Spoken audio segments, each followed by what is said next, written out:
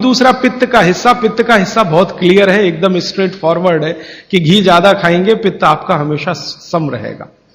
और ज्यादा घी खाने का जो समय है वो बारिश के दिनों में और ये जो गर्मी के दिन होते हैं ना, उस समय घी ज्यादा खाइए ताकि पित्त को कंट्रोल करके रखे। और वात के लिए मैं पहले ही बता चुका हूं, शुद्ध पित्त। अभी ये जितनी बात है आप सोचो कितनी सरल है, बस हमें अपनी जीवन शैली में थोड़ा बदलाव करना है। जीवन शैली में बदलाव से पहले मन में संकल्प लेना है कि जी हम तो ऐसे ही चलेंगे, दुनिया जिधर जाए जाए हमें उससे मतलब नहीं, हम तो ऐसे चलेंगे।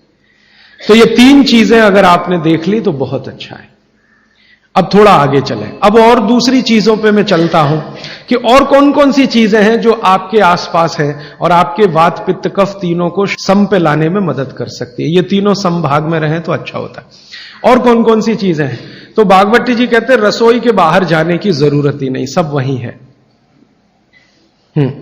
भागवती जी ने एक सूत्र लिखा है, दुनिया का सबसे बड़ा औषधि केंद्र हमारा रसोई घर है।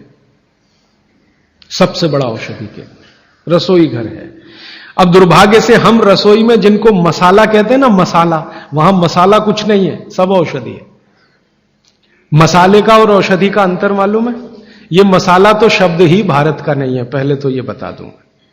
ये अरबिक शब्द है, फारसी से अरबी में आया, अरबी से हमारे घुस गया, हिंदी में और जगह जगह घुस गया।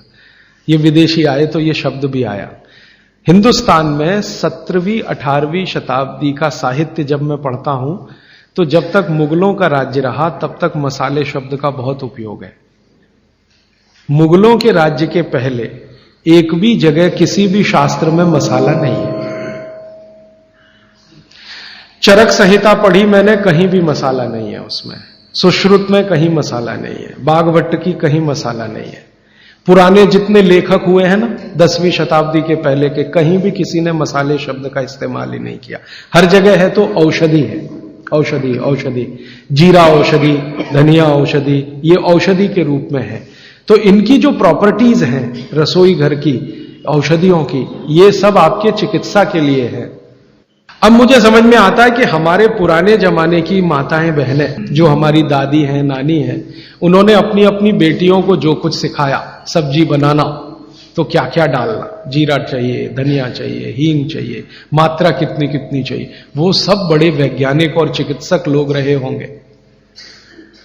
क्योंकि रोज हमारे शरीर में वात पित्त कफ की स्थिति सम और असम होती रहती है। आप जानते हैं सुबह जो है ना वात ज्यादा होता है शरीर में, सुबह सुबह, दोपहर को पित्त ज्यादा होता है, शाम को कफ ज्यादा होता है। तो ये पूरे 24 घंटे में ऊपर नीचे होता रहता है। तो 24 घंटे में जो वात पित्त कफ ऊपर नीचे होता रहता है, तो सब्जियों में उसी के हिसाब से औषधियां डाली जाती है। जैसे दोपहर की सब्जी बने, दोपहर की, तो मेरी दादी को मैंने देखा था कि दोपहर की सब्जी बनाएगी तो अजवाइन जरूर डालेगी उसमें, और वही सब्जी रात को बनाती थी तो अजवाइन नहीं डालती थी। तो एक दिन मैंने दादी से पूछा कि यही सब्जी दोपहर को मैंने खाई तो इसमें अजवाइन थी, शाम को खाई तो नहीं, क्यों? तो उसने उत्तर तो नहीं दिया। तो उसने कहा मेरी मां ने ऐसा सिखाया। बस बात खत्म हो गई। अब उस समय मैं भी मान लिया कि ठीक है, उसकी मां ने सिखाया। अब जब मैंने काम शुरू किया ये चिकित्सा पर, तब मेरे समझ में आया कि अजवाइन जो है पित्तनाशक है। घी के बाद, देशी गाय के घी के बाद जो सबसे ज्यादा पित्तनाशक दूसरी कोई चीज है तो वो अजवाइन है। और दोपहर को पित्त भड़कता है, आप जानते हैं, और वो स्वाभाविक है क्योंकि खाना खाने के लिए पित्त भड़कना ही चाहिए। तो उस समय अजवाइन डाली जाती है सब्जी में, क्योंकि दोपहर को ही शरीर को अजवाइन की जरूरत होती है पित्त को सम पे लाने के लिए। तो भारत में ज्यादातर माताएं बहनें ये बात जानती हैं कि दोपहर की सब्जी में अजवाइन चाहिए। दोपहर का दही है ना, दही का मट्ठा, उसमें भी अजवाइन का बघार लगता है। दोपहर की जितनी भी चीजें हैं ज्यादातर अजवाइन ग्रस्त होती हैं या अजवाइन से बनती हैं, क्योंकि पित्त को सम पे रखना है। तो आप सोचो जो लोग ये कर रहे हैं वो बिना कहे कितना बड़ा काम कर रहे हैं। हमने उसका वैल्यूएशन नहीं किया, ये हमारी मूर्खता। हमारे यहां तो एक बहुत बड़ा दुष्कर्म इस देश में हुआ है। अंग्रेजों के हम गुलाम हो गए तो सब कुछ हम भूल गए, अपनी चीजें। अंग्रेजों ने जो सिखाया वही हमें याद है। तो हम जीडीपी का कैलकुलेशन करते हैं अंग्रेजों के फॉर्मूले से। जीडीपी निकलता है इस देश का, ग्रॉस डोमेस्टिक प्रोडक्ट।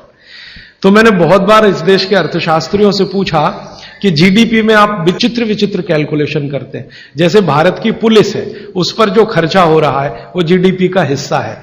अगर चोरियां बढ़ी, डकैतियां बढ़ी, तो पुलिस का खर्च बढ़ेगा तो जीडीपी बढ़ेगा। और प्रधानमंत्री छाती ठोक के कहेगा मेरे जमाने में जीडीपी 10% से ऊपर बढ़ गया। सो व्हाट, पुलिस का खर्च बढ़ गया, माने चोरियां बढ़ गई, डकैतियां बढ़ गई, अत्याचार बढ़ गए, अनाचार बढ़ गए, तो जीडीपी बढ़ गया, तो क्या बड़ी बात है। तो हमारे जो जीडीपी के कैलकुलेशन है बड़े विचित्र हैं। इसमें चोरी हो, डकैती हो, लूट मारी हो तो जीडीपी बढ़ेगा, लेकिन माताएं बहनें घर में जो करती रहती हैं वो जीडीपी में है ही नहीं, कैलकुलेशन ही नहीं है उसका।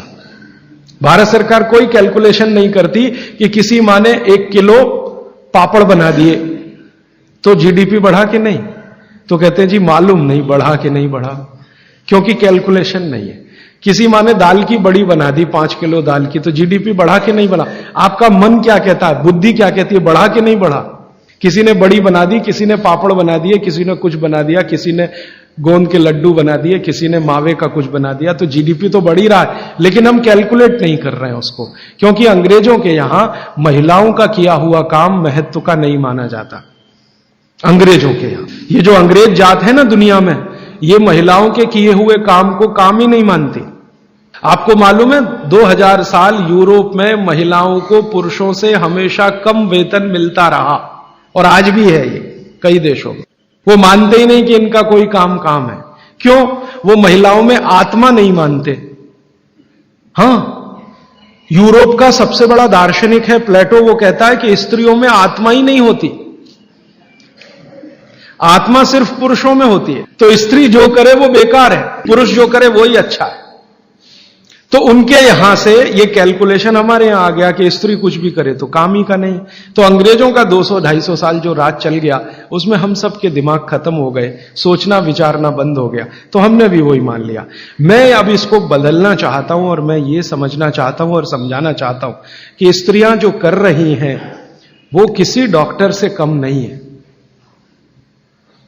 बस अंतर इतना है कि डॉक्टर को आप फीस देकर उससे एडवाइस ले रहे हैं, हमारी दादी नानी फोकट में वही एडवाइस दे रही है, धनिया खाओ, जीरा खाओ और ये अजवाइन खाओ, आपके पेट की गैस खत्म हो जाएगी।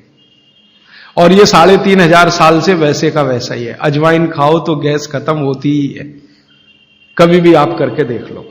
आप में से किसी को भी बहुत गैस बनती हो, पेट में एसिडिटी की तकलीफ हो, आज से शुरू कर दो। आप खाना खाया तो उसमें ध्यान रखो अजवाइन ज्यादा रहे, दाल में, सब्जी में, वगैरह वगैरह। और अगर नहीं कर पा रहे हैं तो खाना खत्म करते ही थोड़ी अजवाइन खा लो। अजवाइन ज्यादा तकलीफ ना कर दे, उसका बैलेंस है काले नमक के साथ, तो थोड़ा अजवाइन और काला नमक मिला के हर खाने के बाद खा के देख लो। 3 दिन में ना आपकी गैस बंद हो तो आप जो कहो मैं हारने को तैयार। ये गारंटी मैं नहीं दे रहा हूं, ये गारंटी अजवाइन दे रही है, मेरी गारंटी नहीं है, अजवाइन की गारंटी है। तो वो कहते हैं भागवत जी कि पित्त को सम रखने के लिए हमारे रसोई में घी के बाद जो दूसरी चीज है वो है अजवाइन।